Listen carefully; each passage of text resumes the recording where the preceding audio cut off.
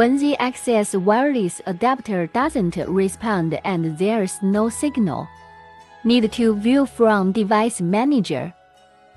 Right-click this PC, select Manage, select Device Manager.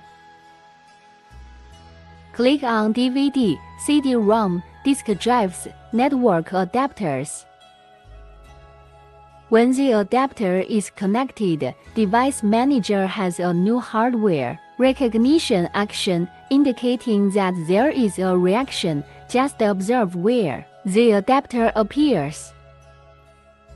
If it appears in DVD, CD-ROM or disk drives, it indicates that the driver is not installed. Install its driver. At the same time, CD drive or USB drive will appear here. This is the driver of the network card. Install the driver here. If the driver is displayed on other devices, it indicates that the driver is not correctly installed. Uninstall the driver of the same type that has been installed and then reinstall the driver corresponding to the NIC. To appear in the network adapter is correct, can search for Wi-Fi signal.